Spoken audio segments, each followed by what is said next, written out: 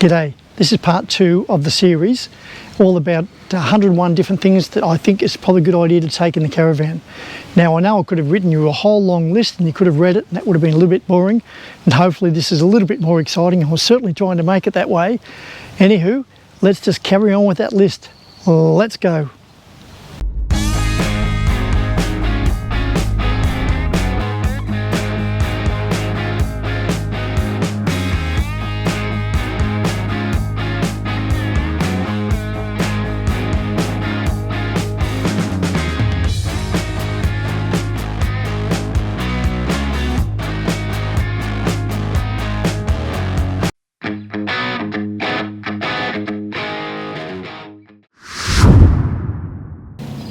If ever there was a system, this could be approaching it. Now talking about kitchen stuff.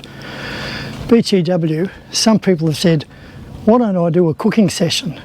Seriously, I struggle with feeding myself and real basic food. I don't think you want to need to find out about how all that's done. I'm sure almost everybody out camping will have a better experience in food than I did. I'm not squawking, I'm just not much of a chef unless I've got the full recipe, in which case if I follow that directly, I'm fine. Anywho, let's talk about some big ticket items in the kitchen. If you were doing some camping, this is probably one of the best types of toasters you can get. So it looks like that at one side, that on the other, and you basically sit this side on the flame so you can do it on a campfire or in the stove in the kitchen. Keep an eye on it. Keep your bread on there. You usually need to turn the bread 180 degrees and then flip it, then turn it 180 degrees, otherwise you'll have it cooked on one side. And that'll be it. Colander. You can't really have spaghetti al dente without having one of these. You can't really pour the hot spaghetti or wait for the spaghetti and water to go cold. You'll definitely need that. Also for getting your vegetables when you've done your cooking. Everyone has to have a cutting board. Some people are a bit exotic, they have different sizes, and I'm fine with just one. And if it gets a bit manky, you do the best you can for cleaning it up, and then start again. Bit of a waste, but if you're real fussy, that's what I'd be doing.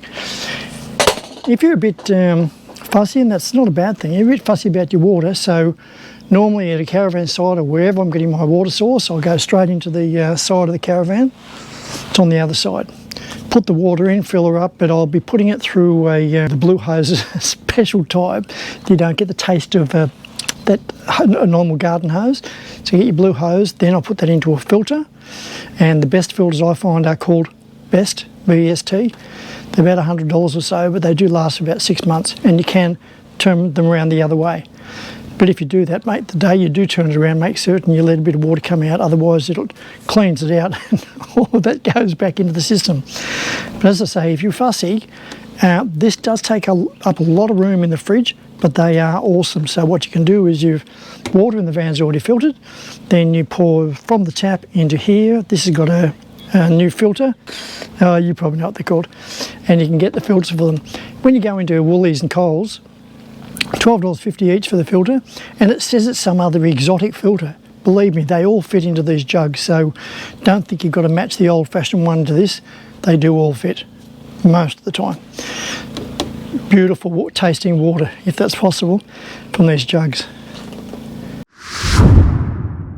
I'm going to race through all these. They're all pretty obvious, but just in case you forgot, a spatula for stirring the pot. These are great little ideas. You get them a kitchen specialist place.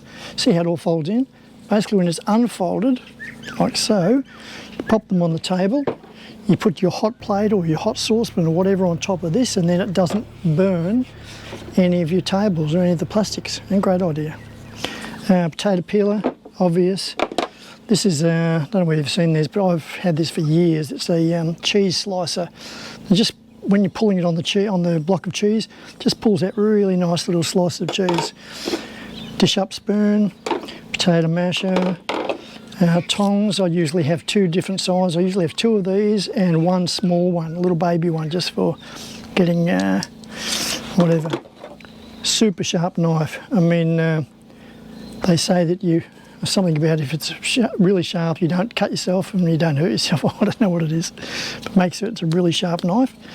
And this is as part of a set. It's a full cup. You get a full cup, half cup, quarter cup, etc. I use this a real lot, especially when I'm cooking rice. So I definitely recommend that. Doesn't have to be metal, but it seems to stay cleaner for longer.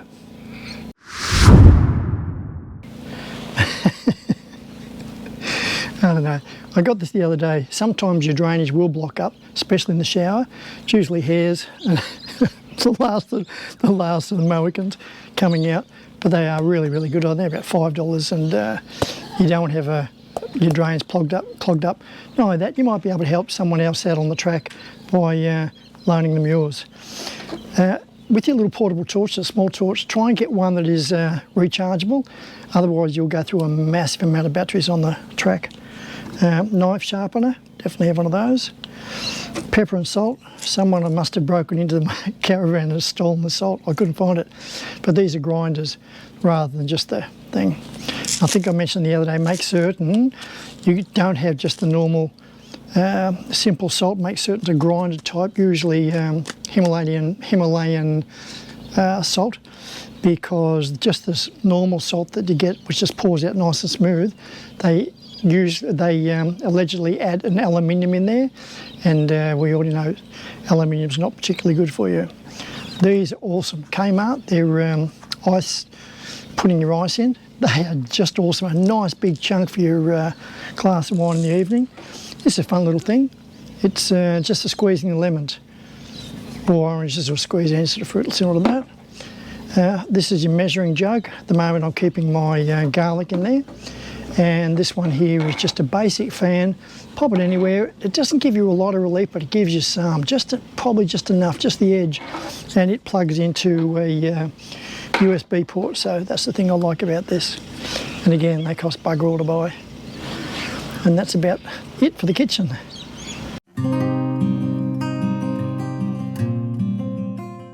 Okay, in a lot of the other stuff when I was talking about the first 33 or whatever of the 101, I noticed I was jumping around all over the place, so I'll explain why that all went wrong, because I made a list and then I sorted them alphabetically and they were just all over the show. Anywho, here's a handful of tools that I think are great to have. Now, you don't have to have necessarily this particular brand. If you want to know, it's Ryobi 1 Plus. But these have all been really handy, and I kind of probably couldn't have done without them. So there's your classic drill. That's just a normal drill. Everything here, by the way, is 18 volt. It's your classic drill. This one is called a hammer drill. And I use this, and I tend to keep this particular attachment in there at all times. What I use that for is to secure into the ground the spikes or the screws to hold down the guy ropes to make the awning firm. So that's that. This is just a spotlight, and believe me, this absolutely pumps, which is great if you're looking for crocodiles or whatever you're looking for. It goes a long way, and it's very, very bright. This is probably one of the best in its range. Now, you can get them from Aldi and you can get them from Dyson and all that sort of stuff, but I like this because it's a pretty good sucker, so to speak, and I can just, the same battery I can pop on any one of these, so that's handy for me, and it does a pretty good job. Easy to empty and obviously easy to fill up. This is the little black sheep. Now, I got this from Bunnings. Really good and handy because sometimes you're doing up or undoing screws in the caravan, which they're in the cupboard, and they just take absolute ages. So I just bought this little unit. Basically all it is just a little cheapie cordless drill, and it's got a little light on the end of it, and be able to hear that. And then on the end of it, it's got a whole heap of attachments like screwdrivers, star screws, and all that sort of stuff. So I just have that, and I will use it from time to time. Obviously goes forward and reverse. So that's a handful of tools.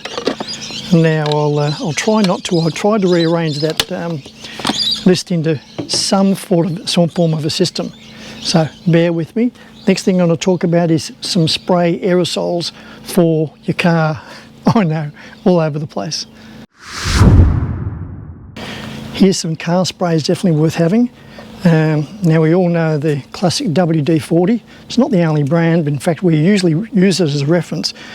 We always say, go and grab the WD-40, but there are other brands. Repco make their own, and there was a couple of other brands you can get. With the WD-40, it's great for loosening threads. So if you're trying to get a nut on or off, if it's been on there for a long time, it's put a bit of this, let it soak. It's really bad, put it a couple of times, let it soak a couple of times, and you're probably going to get that nut off, which is great. It's also, how's this? It's also, I make this comment rather selectively, but if you get a scratch on your car or your caravan, and it's not like ground in right down to the metal, you'd be surprised. You can actually spray this on a scratch, allegedly. I have tried it, by the way, allegedly. You can have a scratch and put WD-40 on it. Obviously, you've got to clean the area first, make certain it's all clean, you're not going to put scratches on it. So when you've got the scratch, spray it on, rub it, put some more, and you'll put it on the material you've got, the rag. Don't spray the car, spray the rag, and then you polish it, and then you leave it a bit on another clean section, polish it, and you are not going to believe the majority of the times it'll get a scratch out. Go figure. Another WD-40, sounds like doing an advert. This is called silicone. Now the advantage of this compared to WD-40, if you use this on various parts in the car, WD-40 is great lubricant, but it does attract dust and dirt. Whereas silicone-based sprays, doesn't have to be this brand, but silicone-based sprays will get the job done, but it won't attract, or not as bad as WD-40, it won't attract all that dust and give you problems. I use this most of the time into the toilet. So, in the toilet where you pull out you've got the system, you pull it out, and then that opens up access to make the deposit, so to speak. If you spray the pull-out section top and bottom and give it a bit of movement and then do it a second time, you'd be surprised. It'll stop that thing from actually, jamming up, so that's handy. If you're doing your own servicing, obviously you'll need brake cleaner. It pretty much doesn't matter which one you have, but if you're doing your brakes, make certain you definitely use that. Not a bad idea, even if you're not doing your brakes over a really long trip on the Gibb River or all that sort of stuff. Just give it a bit of a clean and wipe with a clean rag. This is just a show-off for show-offs. I use this on my BFG wheels. One spray, I've got a whole video on it, but for cleaning the white writing on your tyres. If you use this, you spray it over once, just wipe it with the rag, spray it again, wipe with the rag, and this beautiful white lettering, whatever floats your boat. Or you've already washed the car or the caravan, you just want to blacken the tyres, this lasts for a fair while.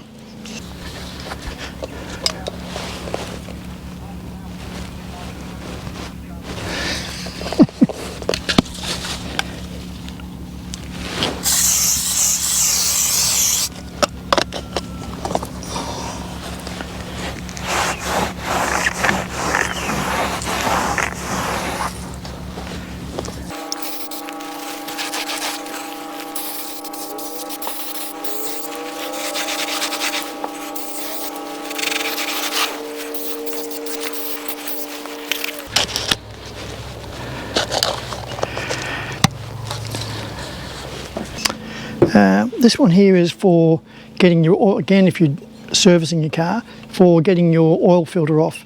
Now that's great, and make certain you get the one that fits the oil filter on your car.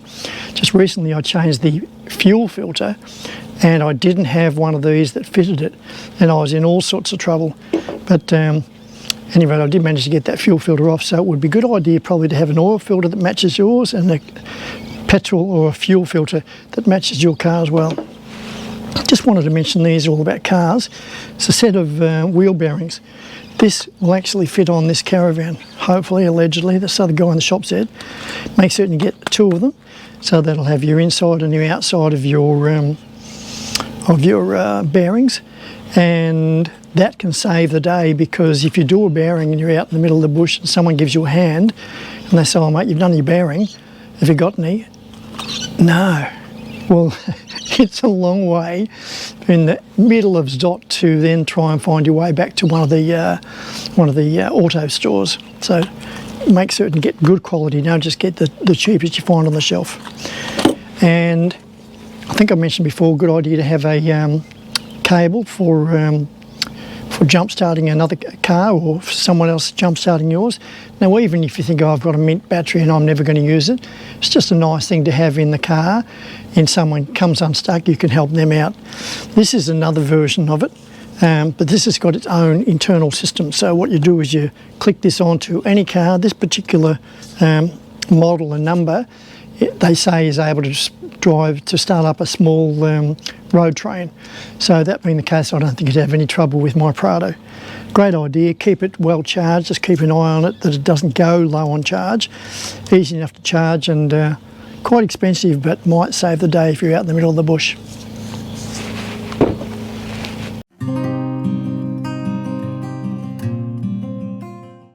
I nearly forgot, of all the little cordless drills, this is my pièce de résistance. It is absolutely awesome. Now, I know a lot of people have got fans in the caravan, but a lot of them are actually screwed into the wall. And yes, you can move them around and so on and so forth. And one of those is the Sirocco fans, which are mint. They're really, really good. The only frustration with those is you can't kind of move them around that much. Like, you can't take them out of one room and then put them into another. Whereas this one, and I'm not suggesting always the same brand. If you've got a different brand, hopefully they've all got the same options. Not only is this a fan, and it takes, there's the batteries it takes. This is a dodgy one. But yeah, so that just pops in the back. Now, this particular fan has got 2 speeds here.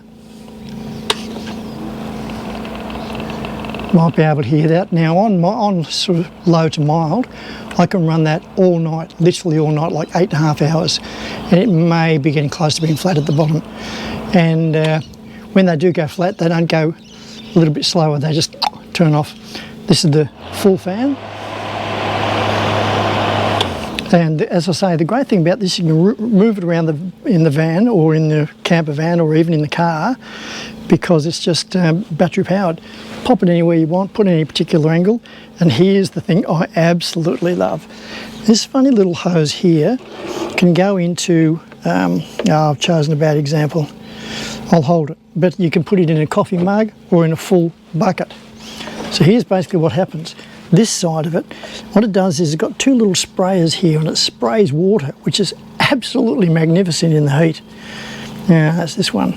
And you've got 2 speeds, just a little spray and a monster spray. And it's sucking all the water, there it goes. You probably won't see that, but it's just got a fine mist coming, or if you're really melting. Yeah. Oh, well, maybe there is 2 fans, but I only ever use one speed flat out. If I want to use it, I want to use it. So there it is, and it's spraying out just, oh, it's just such a relief. I love my little toys. Definitely a great fan to have. Oh, there you go. That's a wrap up of part 2. Hopefully not too many more of the series of some of the things that you probably should think about taking in your caravan or camper trailer. If you found it helpful, useful and or entertaining, please give it a thumbs up. If you haven't already subscribed, now's your opportunity. And if you want to share it with someone else, that would be great as well. Until next time, this is 4 Wheel Drive, signing off.